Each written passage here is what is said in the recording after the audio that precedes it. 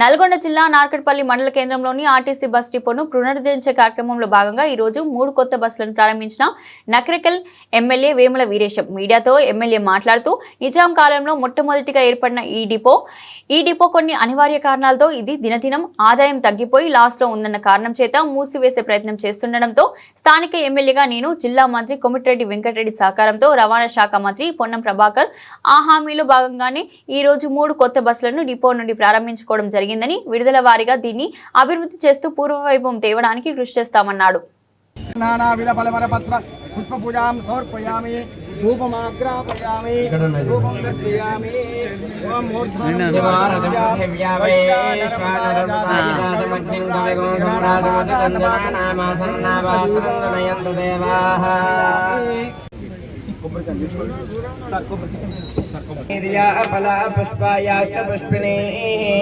Brihaspati ప్రసోదాస్తానాం సంధ్వగుణపసః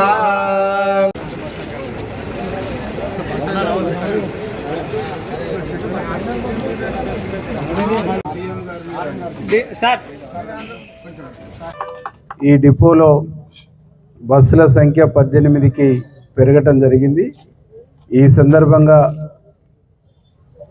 RM గారికి, DM గారికి, వీరి ద్వారా రాష్ట్ర మంత్రివర్యులైనటువంటి పొన్నం ప్రభాకర్ గారికి, మా జిల్లా మంత్రివర్యులు కోమటిరెడ్డి వెంకరెడ్డి అన్న గారికి, ఎంపీ గారు చామల కిరణ్ కుమార్ రెడ్డి గారికి, ఈ డిపోను పునరుద్ధరించేటువంటి ప్రక్రియను వేగంగా చేయిస్తున్నటువంటి రాష్ట్ర ముఖ్యమంత్రి గారికి మనస్ఫూర్తి మండల ప్రజల తరపున, నియోజకవర్గ ప్రజల తరపున శుభాకాంక్షలు తెలియజేస్తూ, ఇలా 3 బస్సులు ఓపెన్ చేసుకోవడంతో పాటు ఆర్టీసీలో ఇప్పటి వరకు మహిళలకు ఉచిత బస్సు ప్రయాణం ప్రభుత్వం ఫ్రీ బస్సు ప్రయాణాన్ని కల్పించిన తర్వాత ఈ రోజుకి 200 కోట్ల మంది ప్రయాణాలు చేసిండ్రు, 200 కోట్ల మంది ఉచితంగా ప్రయాణం చేసిర్రు. ఆ శుభ సందర్భంగా కూడా మహిళా సోదరుమణులందరికీ ప్రభుత్వానికి శుభాకాంక్షలు తెలియజేస్తూ, ఈ 200 కోట్ల ప్రయాణాల ద్వారా 6,000 కోట్ల పైచిలకు ప్రజలకు ఆదా అయింది. ఉమ్మడి నల్గొండ జిల్లాలో 10,31,00,000 ప్రయాణాలు అయినాయి. దీని మూలంగా 500 కోట్ల పైచిలకు ఉమ్మడి నల్గొండ జిల్లా ప్రజలకు డబ్బులు ఆదా కావడం జరిగింది. ఇవన్నీ కూడా ప్రజాపాలన ఇందిరమ్మ రాజ్యం వచ్చిన తర్వాత జరిగినటువంటి ఒక శుభ పరిణామం అని చెప్పేసి సందర్భంగా తెలియజేస్తూ, నార్కట్పల్లి ప్రాంత ప్రజలందరూ కూడా మేము విజ్ఞప్తి చేస్తున్నాం. ఇచ్చిన మాట నిలబెట్టుకోవడానికి కాంగ్రెస్ ప్రభుత్వం, గౌరవనీయులు ముఖ్యమంత్రి రేవంత్ రెడ్డి గారు, ఆర్టీసీ మంత్రి పొన్నం ప్రభాకర్ గారు, మేమందరం కలిసి ఆర్నిశలు కృషి చేస్తాం. మొదట ఈ డిపో స్టార్ట్ అయినప్పుడు 45 బస్సులు, ఈ డిపో పూర్వ వైభవం నడిచినప్పుడు 45 బస్సులు ఉండేది.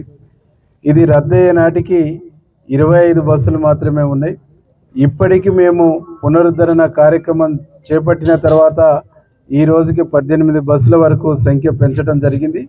15 బస్సులతో నడిచినప్పుడు కూడా 40 లక్షల ఆదాయము ఈ డిపో చూపించడం జరిగింది.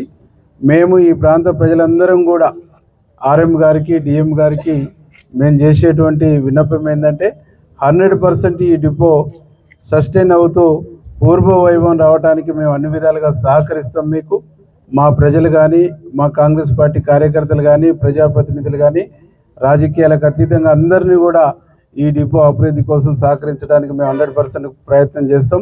ఆ ముందు షాపింగ్ కాంప్లెక్స్ ఒకటి, ఆ మూలకు కానీ ఇటు చివరికి కానీ ఒక పెట్రోల్ బంక్ కూడా మీరు ఏర్పాటు చేపిస్తే తప్పకుండా ఈ డిపోకు మంచి ఆదాయం వస్తుంది.